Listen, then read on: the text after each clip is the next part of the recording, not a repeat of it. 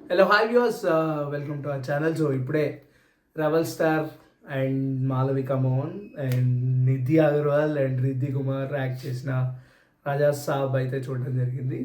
So first of all cinema గురించి చెప్పాలంటే it's a fan tribute to every rebel star fan out here. After 2015 almost ఒక decade కంటే ఎక్కువ అయిపోయింది. So 2026లో ఉంటున్నాం. బాహుబలి వచ్చింది అంటే మిర్చి వచ్చి 2013లో వచ్చింది. దాని తర్వాత నుంచి ప్రభాస్ గారిలా చూడలేకపోతున్నాం. అంటే హీఈస్ కంప్లీట్లీ ఆ లార్జర్ దాన్ లైఫ్ ఫిలిమ్స్ అన్నీ చేసుకుంటూ, లైక్ బాహుబలి కానీ, సాహో కానీ, లేదా సలార్ కానీ, కల్కి కానీ, లేదా వాట్ ఎవర్ కొన్ని డౌన్స్లో ఉన్న ఆది పురుష్ కానీ, Radhe Shyam is completely romantic film. So ఈ ఫిలిమ్స్ చేశారు కానీ ఎక్కడ మనకి ఎప్పుడు బుజ్జిగాడు కనిపించలేదు. ఈ మధ్యలో డార్లింగ్ కనిపించలేదు. మిస్టర్ పర్ఫెక్ట్లో ఉన్న విక్కీ కనిపించలేదు. సో ప్రతి ఒక్క ప్రభాస్ ఫ్యాన్కి ఉండేదన్నమాట, ఎప్పుడైనా నేను నా డార్లింగ్ మళ్ళీ చూస్తానా, అటువంటి వింటేజ్ షేడ్స్ మళ్ళీ కనిపిస్తాయా, నేను ఎప్పుడైనా విట్నెస్ చేస్తానా అన్న ప్రతి ఒక్కరికి this is a fan tribute అని చెప్పచ్చు. So start to end Prabhas గారిని ఒక ఒక హైతో చూస్తారు ప్రతి ఒక్కళ్ళు.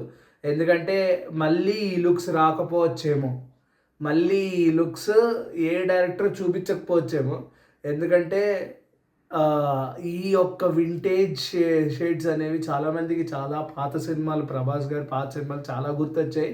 సో ఈ టైప్ ఆఫ్ హ్యూపోరియా, ఈ టైప్ ఆఫ్ ఆరా ఫార్మింగ్ అనేది మళ్ళీ నెక్స్ట్ సినిమాలో మీరు కంప్లీట్గా చూడలేరు. సో ఇప్పుడే చూసేయాలి రాజాసాబ్ సినిమా.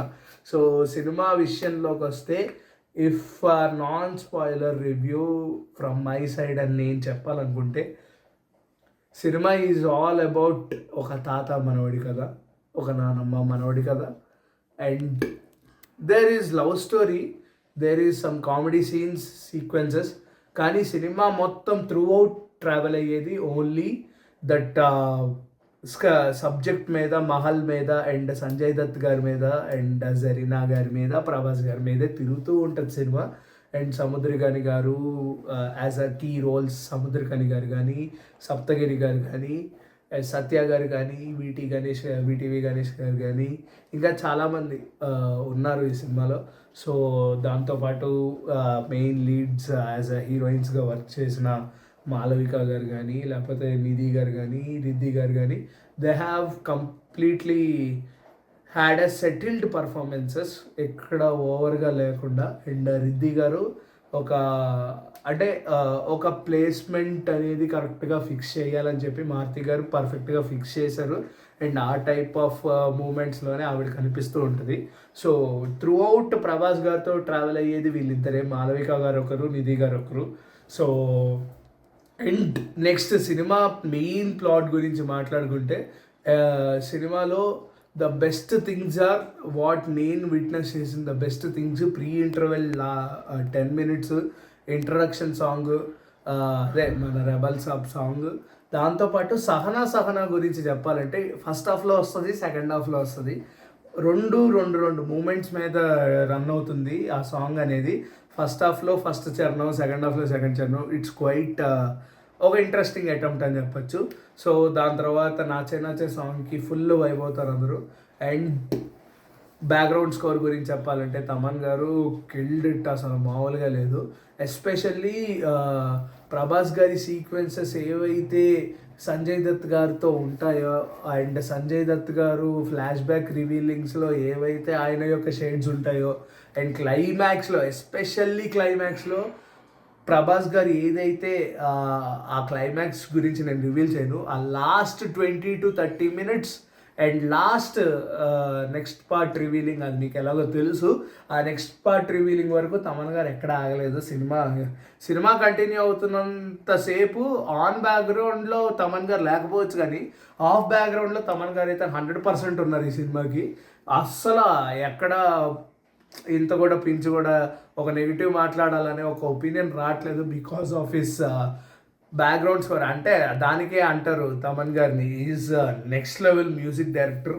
సో ఈ సినిమాకి మళ్ళీ ప్రూవ్ అయ్యింది అది. అండ్ సంక్రాంతికి పర్ఫెక్ట్ సినిమా అని ఫ్యామిలీ ఆడియన్స్కి ఎందుకు చెప్పాలి అంటే, ఈ సినిమాలో ఉన్న the best elements emotion, core emotion అనేది చాలా పీక్లో ఉంటుంది. ఒక నానమ్మ మనవడి కథకి వాళ్ళిద్దరి మధ్య ఉండే ఆ ఎమోషన్ బిల్డింగ్ ఏదైతే ఉందో, ఇక్కడ వరల్డ్ బిల్డింగ్ జరిగింది మహల్కి అయితే ఎమోషన్ బిల్డింగ్ జరిగింది ఫర్ ప్రభాస్ గారు అండ్ జరీనా గారు. వాళ్ళిద్దరిని చూస్తే మీ రియల్ లైఫ్లో ఉన్న మీ అమ్మమ్మలు మీ నానమ్మలు మీకు పక్క గుర్తొస్తారు. వై బికాస్ అంత బ్యూటిఫుల్గా అంత కోర్గా చూపించారు కాబట్టి పక్కా ఫ్యామిలీ ఆడియన్స్కి ఇదొక మంచి ఎంటర్టైనర్. అండ్ యూత్కి సలార్, కల్కి లాంటి లార్జర్ దాన్ లైఫ్ సినిమాలు చూసిన వాళ్ళకి Raja Saab is a feast. And ఫ్యాన్స్కి ఇదొక ఫుల్ మీల్స్, ఒక ఫెస్టివల్ సినిమా ఇది. సో ఎంత లేట్ అయినా అవ్వచ్చు, సినిమాకి చాలా ముందు చాలా స్ట్రగుల్స్ ఉండొచ్చు. సో సంక్రాంతికి ఆఫ్టర్ వర్షం తర్వాత ప్రభాస్ గారు మళ్ళీ సంక్రాంతికి రావడం జరిగింది. ఇదొక సెలబ్రేట్ చేసుకోవాల్సిన moment. Yes of course Chiranjeevi గారి సినిమాలు ఇవన్నీ అండ్ నవీన్ పోలిశెట్టి గారి సినిమా, రవితేజ గారి సినిమా, వీళ్ళ సినిమాలు ఉన్నప్పటికీ ప్రభాస్ గారి cinema after many long years and almost 2 decades తర్వాత ప్రభాస్ గారి సంక్రాంతికి వచ్చారు కాబట్టి ఆయన మాటల్లాగానే అన్ని సినిమాలు బ్లాక్ బస్టర్ అవ్వాలి, ఈ సినిమా కూడా బ్లాక్ బస్టర్ అయిపోతే బాగుంటుంది. సో అది కంపల్సరీగా ఫ్యామిలీ ఆడియన్స్ అయితే ఎగబడి రిపీట్స్లో చూస్తారు. వై బికాస్ కంటెంట్ అనేది అంత కోర్ ఎమోషన్ విత్ ప్లాట్లో ఏదైతే చూపిస్తున్నారో దానికి మనం స్టిక్ అయి ఉన్నాం కాబట్టి ఈ సినిమా 100%గా అందరికీ కనెక్ట్ అవుతుందని మనస్ఫూర్తిగా కోరుకున్నా. అండ్ ఏదైతే లాస్ట్లో రివీల్ చేసిన ఆ జోకర్ గెటప్ ఏదైతే ఉందో అది ఇంకా మైండ్లో తిరుగుతూనే ఉంది. It will shook up you, ఎందుకంటే లాస్ట్లో ఒక ఎక్స్ప్రెషన్ ఇస్తారు భయ్య ప్రభాస్ గారు, మీరు ఎక్స్పెక్ట్ చేయలేరు, మీ మైండ్ పోద్ది. సో ఇంతకు మించి నేనేం చెప్పలేను. అండ్ డిఓపి కార్తిక్ గారు is done very fabulous job. And congratulations to TG Vishwaprasad గారు. ఆయన ఎప్పుడో చెప్పిన ప్రెస్ మీట్లో చెప్పిన ఒక మాట, మాకు ఇప్పటి వరకు జరిగిన లాసెస్ ఏవైతే ఉన్నాయో రాజాసాబ్తో క్లియర్ చేస్తామని.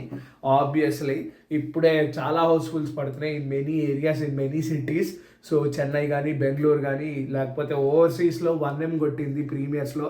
So this is going to be his అంటే ఆయన చెప్పిన వర్డ్స్ని కంప్లీట్గా జస్టిఫై చేస్తుంది. And darling, we always love you, we always love for your character. నీ ఎఫర్ట్లెస్ క్యారెక్టర్కి,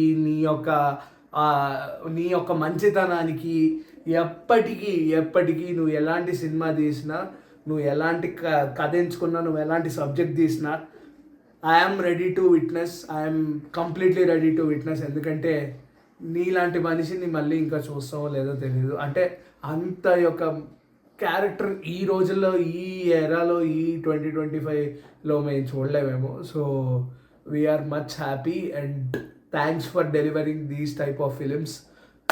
ఫైనల్లీ రాజాసాబ్ గురించి చెప్పాలి ఒక 1 wordలో ఓవరాల్గా చెప్పాలి అంటే, ఇట్స్ అ పండగ సినిమా, సంక్రాంతి సినిమా. సో మీరందరూ కంపల్సరీగా థియేటర్స్కి వెళ్ళండి, ఫ్యామిలీస్తో వెళ్ళండి, అమ్మ నాన్న వాళ్ళ అమ్మ అందరినీ తీసుకుని వెళ్ళండి. And it's a perfect watch. Please watch Raja Saab. My rating is 3.5 out of 5. So మీరు ఎంత ఇస్తారో కింద అయితే కామెంట్ చేయండి. Thank you.